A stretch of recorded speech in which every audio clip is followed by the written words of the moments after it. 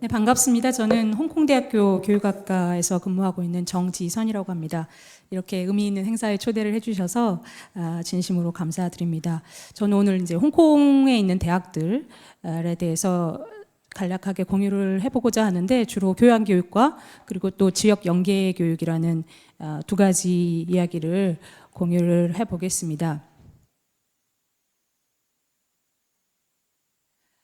발표는 간략하게 먼저 홍콩 대학 교육이 어떻게 이루어지는지 소개를 하고 교양교육 배경과 사례, 지역 연계 교육의 배경과 사례, 그리고 어떤 과제나 성과가 홍콩 대학들에서 일어나고 있는지, 마지막으로 한국 대학들에 줄 수 있는 시사점은 무엇인지에 대해서 발표를 하겠습니다. 우선 이제 시작하기에 앞서서 홍콩 고등교육을 간략하게 소개를 드리면 많은 분들이 아시겠지만 홍콩 대학은 이제 영국 식민지 경험 때문에 영국 대학의 영향을 많이 받았고 영국 고등교육 모델의 영향을 많이 받았고 2000년대 이후로는 미국 교육의 영향을 또 상당히 많이 받았고 문화권으로 따지면 중국 문화권에 있고 그래서 여러 가지 문화나 시스템 자체가 굉장히 혼합된 형태라고 볼 수 있습니다. 역사가 비교적 굉장히 짧아요. 1970년대까지만 해도 대학이 사실 2개의 대학밖에 없었습니다. 현재 홍콩에는 8개 공립대학이 있고 사립대학이 20여 개의 대학이 있는데 사립대학들의 경우는 규모가 굉장히 작고 학업 성취도가 높은 학생들이 주로 8개 공립대학을 모두 가고 나서 그 학업 성취도가 이제 미처 못 미치는 학생들이 나머지 사립대학에 지나가는 그런 구조를 가지고 있습니다. 정부로부터 독립된 기구가 존재를 하고요. University Grant Committee라는 그 기구에서 모든 공립대학을 관리, 감독, 평가하는 기능을 맡고 있습니다. 학생들 비율을 보면 학부는 이제 주로 홍콩 로컬 학생들이 대다수를 차지하고 대학원의 경우는 중국에서 본토에서 온 학생들이 대다수를 차지하고 있고 그 외에 이제 국제 학생들이 학부 대학원 모두 약 10% 정도에 해당이 된다고 볼 수 있습니다. 한국 대학하고 특별하게 다른 점이 있다면 저희는 이제 교육 전담 교수 트랙이 존재를 해요.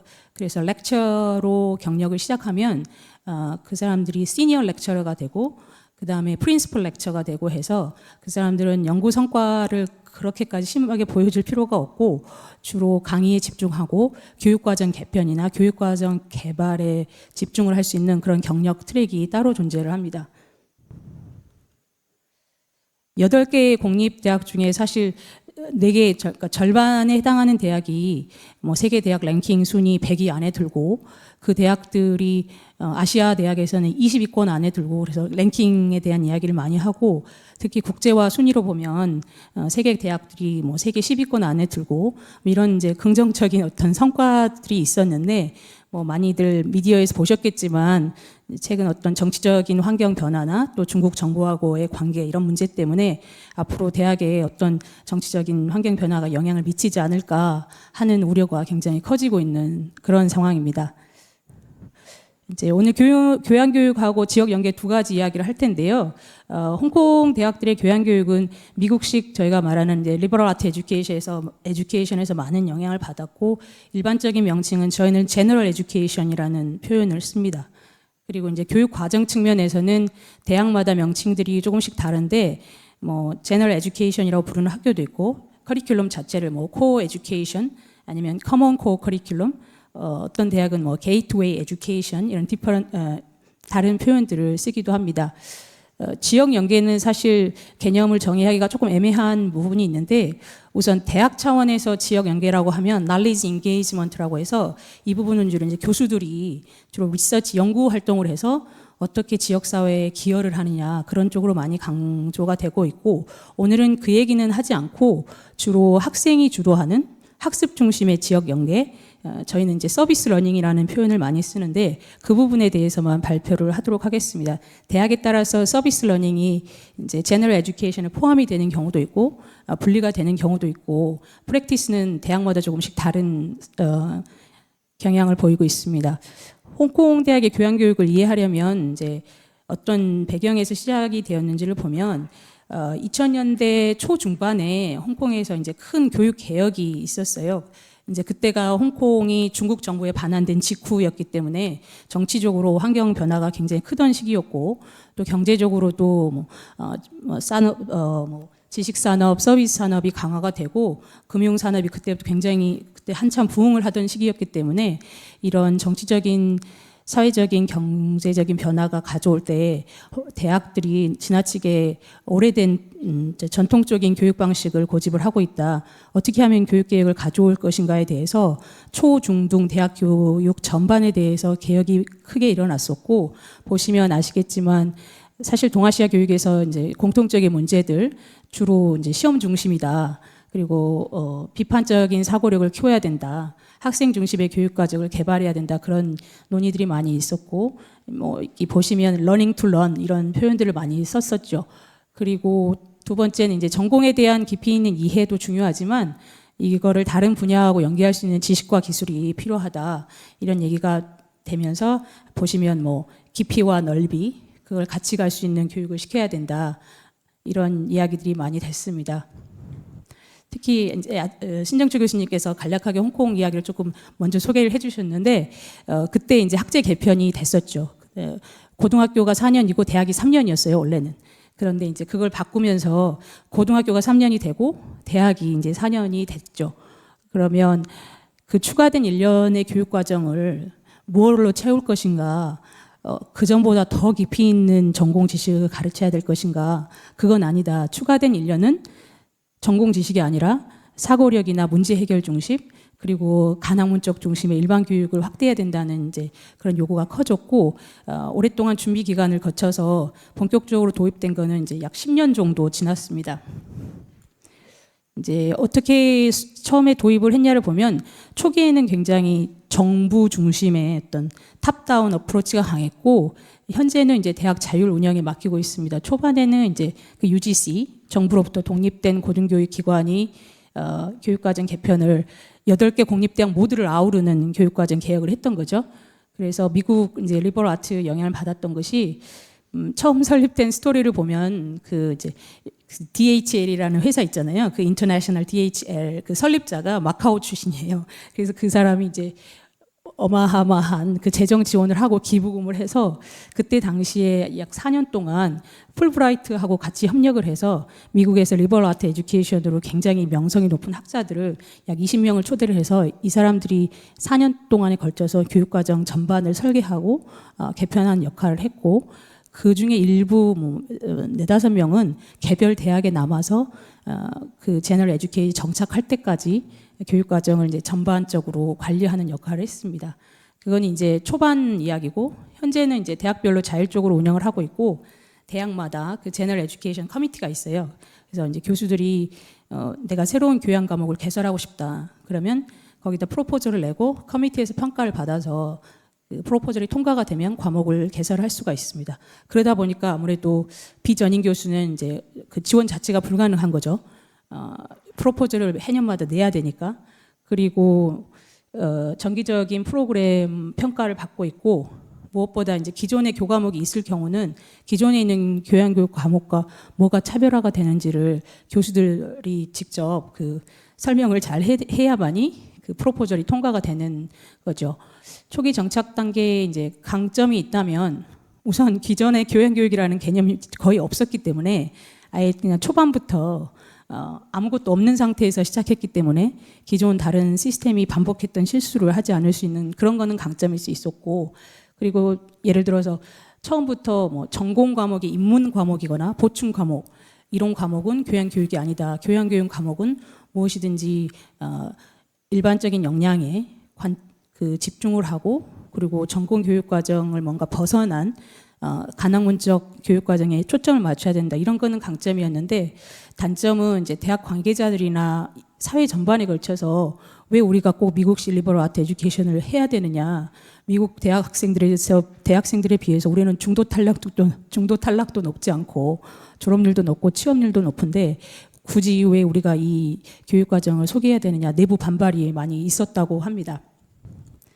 그래서 어떻게 하면 이제 그 교양교육이 필요하고 중요하다는 것을 설득을 시키는가에 대해서 주로 이제 홍콩 대학들은 학생들의 직무 역량 그리고 그 학생들이 직업을 가지고 나갔을 때 어떤 역량들을 가져야 하는데 대학들에서 그 역량을 충분히 키워주고 있는가, 그 부분에 직접적으로 이제 초점을 맞춰서 개발을 했고, 그때 이제 많이 활용됐던 게 이제 비즈니스 섹터들이 홍콩에 있는 대학 졸업생들을 어떻게 평가하느냐, 그 사람들이 평가를 보면 학생들이 비판적인 사고력이나 졸업생들이 의사소통 능력, 창의력이 부족하고, 그리고 뭔가를 이렇게 시작하거나 이니시에이트 하거나 아니면 위험살, 리스크 테이킹 이런 역량이 굉장히 낮게 나타났고, 설문조사에 따르면 지나치게 모범생이고, 그런 이제 비판들을 받으면서 정해진 전공 교육 과정에서 벗어나서 학생들을 어떻게 새로운 경험을 하게 하고 도전적인 과제를 하게 만드느냐, 그렇다 보면 이제 관심 영역을 넓히고 가낭문적 지식을 발전시키고 무엇보다 사회적인 책무성을 기르는 것에 초점을 맞춰야 된다라는 그 방향으로 교양교육의 방향성을 잡았고, 그러면서 이제 앞으로의 미래 사회에 그 친구들이 일을 할 수 있는 직업의 환경이 많이 바뀌는데, 그 직업의 환경에 쉽게 유연성 있게 접근할 수 있는 졸업생들을 훈련하는 것이 필요하다. 예를 들어서 홍콩은 뭐 전공 일치도라고 하죠. 그게 굉장히 낮아요. 뭐 산업 구조 자체가 지식 산업이나 뭐 금융권의 중심이 돼 있기 때문에 전공과의 비일치도도 높고, 그리고 또 워낙에 직업을 자주 바꿔요. 다른 나라에 비해서. 그리고 학생들도 뭐 공공기관에 선호하거나 안정성에 대한 것보다는 뭐 조직원신이나 직업 안정성에 대한 것보다는 조금 더 자신의 가치를 높여서 다음 섹터로 이동하는 거에 관심이 훨씬 높은 편입니다. 이런 이제 미래 사회 노동시장에 대해서 어떻게 학생들이 유연하게 준비를 할 것인가. 우리가 대학 교육을 통해서 사실 그렇게 학생들이 필요로 하는 지식이나 기술을 정말로 다 가르칠 수 있는가? 사실 아니라고 봐야죠. 현재 이제 대학에서는 학생들이 필요로 하는 모든 것을 가르칠 수는 없죠. 그렇다면 가르칠 수는 없는데 학생들은 그걸 다 배워야 되죠. 그렇다면 개인별로 지식을 구성해 나가는 과정에 관심을 더 가져야 되고, 단순히 이제 각 전공의 교육 과정이나 방법을 개선하는 것이 아니라 교수 학습에 대한 관점을 자체를 바꾸고 학생들의 총체적인 경험을 향상시키는 그런 접근이 필요하다라는 논의가 있었고, 이제 왼쪽에 보시는 게 과거의 모델, 여러 가지 필수 과목, 선택 과목을 하나하나씩 이수를 해서 교육의 목표에 도달하는 것이 전통적인 접근이었다면, 오른쪽에 보시는 것은 오늘날의 학생들이 여러 가지 이것저것 학습 경험을 하고 중간에 중첩이 되는 것도 있고 중첩이 안 되는 것도 있지만 스스로가 세운 학습 목표에 도달하는 것이 더 맞는 모델이 아닐 것이냐, 이런 논의들이 많이 있었습니다. 홍콩 대학의 교양교육은 이제 주로 뭐 교과 활동 그리고 비교과 활동으로 나눠지고, 교과 활동은 제가 다음 장에 보여드릴 건데요. 이제 비교과 활동은 한국 대학들도 비슷한 활동들을 많이 하는 걸로 알고 있는데, 뭐 경험교육, 봉사, 멘토링, 기숙사 뭐 이런 여러 가지 활동들이 비교과 활동에 이제 포함이 되죠. 이거는 이제 홍콩 대학들이 주로 어떻게 교양교육의 목표를 설정하느냐인데, 보시면 지식이나 기술 면에서 인류 역사나 문화, 자연 현상에 대한 지식을 키우고, 또 미래 사회 문제 해결을 위한 지식이나 기술, 보시면 이제 그런 측면이 있고, 그 외에 오른쪽에 보시면 이제 어떻게 태도를 이런 교양 교육을 통해서 발전시킬 것이냐, 창의적이고 협동적이고 또 평생학습, 반성적 사고, 이런 측면들을 많이 강조를 하고 있습니다. 교육과정 자체는 사실 미국에서 영향을 많이 받았지만 프랙티스는 많이 변형이 됐어요. 홍콩 상황에 맞게. 예를 들어서 미국식 리버럴 아트 칼리지들은 학교 규모들이 이제 작고 소규모 대학들, 학부 중심 교육, 기숙사 교육이 결합된 경우도 많고, 소규모 강의, 그리고 교수하고의 상호작용이 대단히 중요하고, 이런 학습들을 굉장히 클래스룸 레벨에서 이제 강조를 하고, 또 어떤 리버럴 아트 칼리지들은 우리가 아주 전통적으로 말했던 리버럴 아트 칼리지 과목들, 고전 중심의 교육 과정을 가르치는, 그래서 필수 과목으로 그 고전들을 꼭 이수해야 하는 것도 있었다면, 홍콩은 사실 두 가지 관점을 결합한 형태인데, 학생들한테 꼭 이수를 해야 할 영역을 정해주고 그 영역 안에서 교과목은 자신들이 이제 선택을 할 수가 있습니다. 그런데 이제 대규모 대학이고 모든 학생들이 그 교양교육을 꼭 이수를 해야 되기 때문에 소규모 강의가 구조적으로 불가능한 상황이죠. 그래서 이제 모든 전 교양 과목에 TA가 따로 존재를 합니다. 그래서 일주일에 이제 2시간은 교수가 강의를 하고 1시간은 그룹별로 소규모 그룹별로 10명씩 혹은 12명씩 묶어서 이제 튜터가 따로 그 튜토리얼 세션을 하는 거죠. 그래서 강의 내용을 점검하고 그다음에 그룹 프로젝트를 도와주는 역할을 TA가 맡게 됩니다. 이제 교양교육 사례를 보시면 이건 이제 홍콩 대학교 사례인데 홍콩 대학교는 이제 커먼코어라는 명칭을 쓰고 저희가 이제 단과대학이 10개 단과대학이 있는데 교양 과목은 이제 160개 과목 정도가 제공이 됩니다. 그리고 밑에 보시면 이제 4가지 영역이 있어요. 앞에 뭐 첫 번째는 사이언스 테크놀로지, 그다음 빅데이터가 한 영역이고, 그다음에 아트 앤 휴머니티, 글로벌 이슈스, 그다음에 차이나 컬처, 스테이트 앤 소사이어티. 그래서 4가지 영역이 있는데 학생들이 이제 각 영역에서 무조건 한 과목 이상씩은 이수를 해야 되고, 한 과목 이상씩을 이수를 하고 나서는 나머지 과목은 본인들이 선택을 해서 원하는 만큼 들을 수가 있고, 한 가지 주제에서 4개 과목 이상을 이수하면 부전공으로 인정받을 수 있는 제도가 있습니다. 그 외에 이제 뭐 또 따로 해야 되는 게 있긴 하지만 일단 4과목 이상을 한 가지 영역에서 이수를 하면 부전공에 신청할 수 있는 자격이 주어지죠. 비교과 활동은 사실 거의 이제 학생 주도로 이루어지고 있고, 대학이 하는 역할이 있다면 뭐 프로그램을 개발하고 플랫폼을 제공을 해주고 재정 지원하는 역할에 많이 이제 중점을 두고 있고, 주로 연구 프로젝트들, 예를 들어서 뭐 SDG에 기반해서 학생들이 이제 연구 프로포즈를 내고 대학 교수들이 그걸 평가를 해서 재정 지원을 해주면 학생들이 그걸 연구 프로젝트로 발전시키는 그런 활동들, 그리고 학생들이 자기들이 지역사회랑 연계해서 뭔가 활동을 해보고 싶다, 이런 신청서를 또 내면 그걸 평가를 해서 연구비나 이제 활동비를 지원해주는 활동들이 주로 많이 이루어집니다. 그걸 이제 사례 발표로, 우수 사례 발표는 1년에 2번씩 러닝 페스티벌이라고 해서 크게 학교 이제 전체에서 행사를 하는 거죠.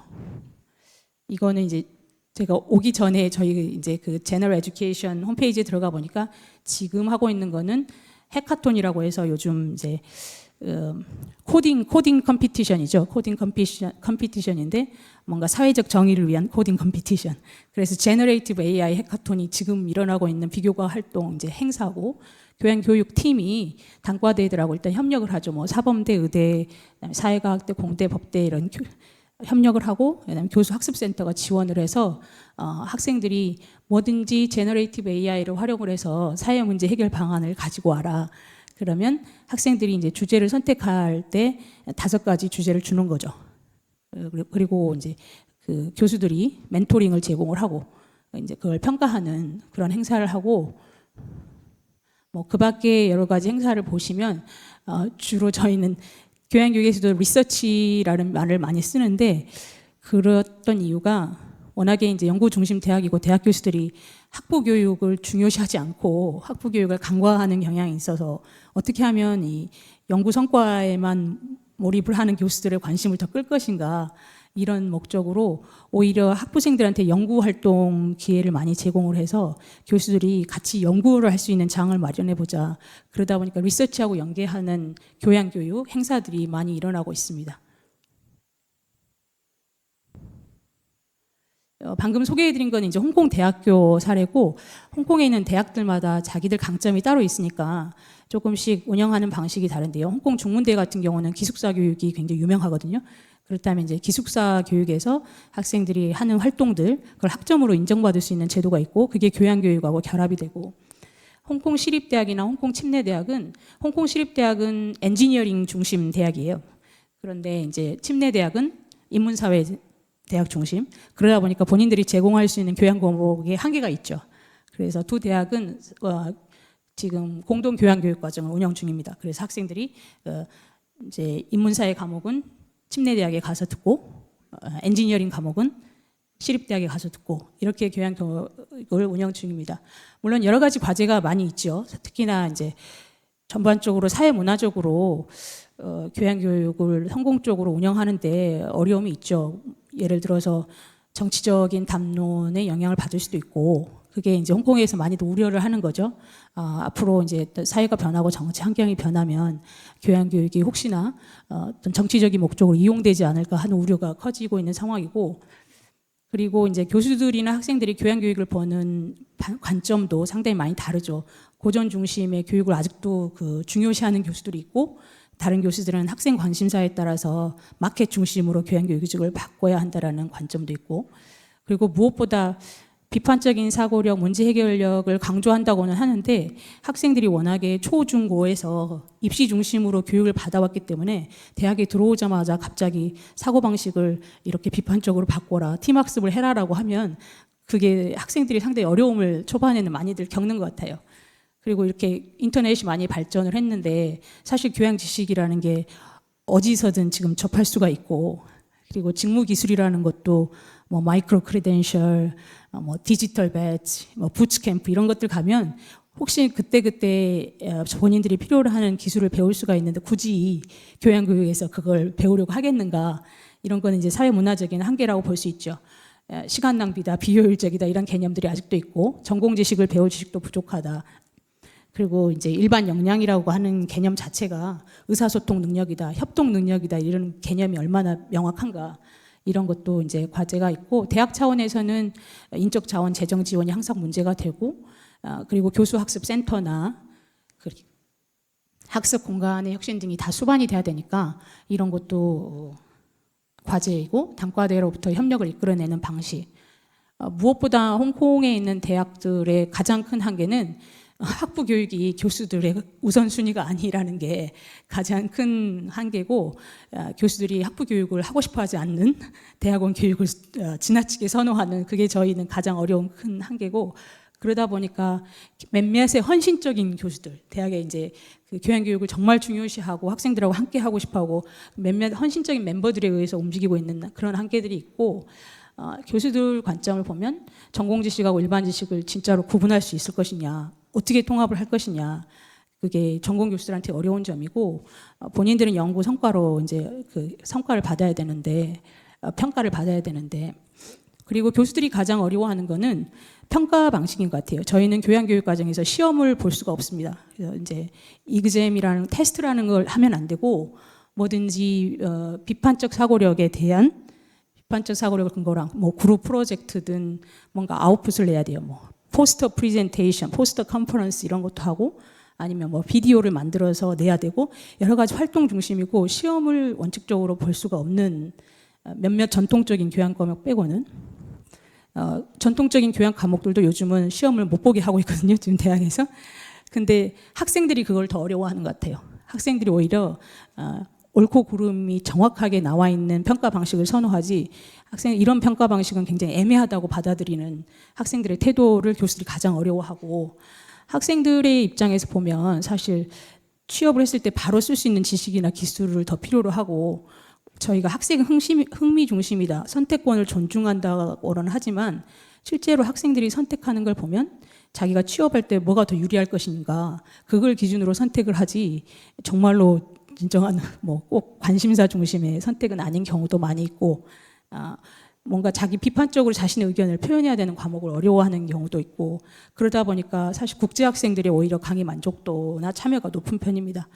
그럼에도 불구하고 긍정적인 부분이 있다면, 이제 최근 연구에 의하면 그 학생들이 이제 교양교육을 받고 나서 어떻게 학업 성취도, 주로 일반 역량이 향상됐느냐를 보면, 그걸 한 연구가 있는데 그 발전 성취 단계가 U-shape라고 해서 1학년 때는 바짝 대학에 들어와서 교양 과목이 좀 신기하고 재밌으니까 만족도가 높았다가 2, 3학년 때는 그게 버겁고 힘들고 뭔지 모르겠고 해서 확실히 그 학업 성취도가 낮아지긴 하는데, 4학년이 되면 학업 성취도가 유의미하게 그 성장을 한다고 합니다. 그 해석한 결과에 따르면 그동안 배웠던 기술이나 지식을 통합하면서 전반적으로 학업 성취도가 올라간 것이 아니냐라는 긍정적인 해석들이 있고, 교수들도 이제 저희가 10년 경험이 쌓이다 보니까 노하우가 많이 늘어나서 지금은 뭐 외부 강사를 초청하기도 하고, 외부 지역사회하고 함께 하기도 하고 굉장히 많이 내부적으로 발전을 이뤘고, 저희 이제 내부 결과에 따르면 부교수들의 참여가 제일 높다고 해요.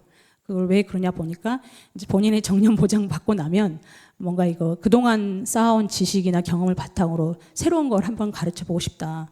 그러면 다른 단과대에 있는 교수들을 초대해서 새로운 과목을 개설해 보고자 하는 동기부여가 높게 나타나고, 그리고 저희는 이제 꾸준히 리뷰를 홍콩이 아닌 이제 아웃사이드에서 오신 분들한테 리뷰를 받는 평가 과정이 있습니다. 지역 연계 사례는 제가 간략하게만 소개를 할 건데요. 앞에 말씀드렸지만 knowledge engagement라는 개념이 크게 홍콩 대학들은 쓰고 있는데, 임팩트 평가라고 해서 얼마만큼 지역 사회에 영향을 주느냐. 근데 그 활동은 주로 이제 교수들 연구 활동에 리서치가 어떻게 그 영향을 주느냐고, 학생들을 중심으로 하는 경우는 주로 지역사회 봉사의 개념이 강합니다. 그래서 어떻게 하면 지역사회에 대한 이해, 책임감, 정체성 이런 걸 강조를 하고, 초기에는 대학 차원에서도 많이 했었는데 하면 할수록 이런 지역사회 봉사는 단과대 중심으로 특성화해서 운영하는 게 더 맞다. 예를 들어서 사범대학은 교육 서비스를 제공하고, 의대나 가료대는 의료 서비스를 제공하고, 현재는 이제 단과대 중심으로 많이 이루어지고 있습니다. 이거는 이제 저희 지역사회 연계 교육의 서비스 러닝에서 주로 성공 사례라고 소개를 하는 공대에서 했던 활동인데, 이제 중국 스촨 지방에 그 지진이 났었을 때 공대 학생들이 전부 가가지고 그 폐허 갔던 지역에 같이 협력해서 지역사회와 함께해서 이렇게 건물을 짓는 활동도 했었고, 사범대에 제가 속한 이제 사범대 같은 경우는 주로 이제 교육 멘토링 사업이나 언어 청각장애 학생들한테 기술적인 지원해주는 활동들, 그리고 홍콩 박물관, 사이언스 파크 이런 데 가서 학생들이 이제 그 어린 학생들한테 설명해주고 이런 활동도 저희 학생들이 많이 하고, 주로 사회복지학과하고 협력 사업을 많이 진행을 하고 있습니다. 과제를 본다면 사실 학생들 입장에서 보면 이게 진짜로 사회의 전반적인 문제를 이해하고 책임감을 높이기 위해서 하는 것이냐, 아니면 그냥 이력서에 한 줄 더 넣기 위해서 자기가 경쟁력 있는 이력서를 만들기 위해서 하는 활동이냐, 이런 이제 과제들이 있고, 정말로 엘리트주의에 빠지지 않고 본인이 속해 있는 지역적인 현안하고 상호작용할 수 있는가, 이런 문제들이 있습니다. 한국에 줄 수 있는 이제 마지막으로 시사점 간단히만 말씀드리면, 아직도 이제 학생들이 꾸준히 기회를 찾아서 뭐 프로젝트도 발굴하고 지원하고 학습 동기도 넓히고 이런 긍정적인 사례가 있기는 하지만, 소수의 학생들이고 대다수의 학생들은 여전히 이제 학점 이수에 그치는 경향이 좀 과제로 남을 것 같고요. 대학 차원에서 이렇게 헌신하는 교수들한테 어떤 인센티브를 줄 수 있을 것이냐. 한국 교양교육에 대한 시사점을 보면 사실 홍콩의 경우는 제가 소개한 사례들은 대규모 연구 중심 대학이고 여러 한국 대학 상황과 맞지 않을 수도 있어요. 그리고 이제 학생 수 감소다, 뭐 지방대 경쟁력이다, 이런 문제를 홍콩에서는 연계를 하고 있지 않기 때문에 그런 점에서도 한계가 될 수 있고요. 다만 이제 기술이 발전하고 일이나 그 직업에 대한 가치가 이제 변화를 하고, 또 인류가 공통으로 직면하고 있는 문제들에 대해서 교양교육이 어떤 역할을 해야 할 것인가는 공통적으로 고민을 해볼 문제인 것 같고, 마지막으로 제가 드리고 싶은 말씀은 교양교육이 이렇게 단순히 흥미 위주의 단편적 지식을 제공하는 데 그쳐서는 안 되고, 오히려 학생들이 다른 자기가 배웠던 전공 과목이나 다른 학습 경험과 연계할 수 있는 장치로 교양교육을 활용될 수 있을 것인가, 어떻게 그걸 할 수 있을 것인가, 그게 가장 큰 과제가 될 것 같습니다. 네, 감사합니다. 네, 선생님 발표 감사합니다.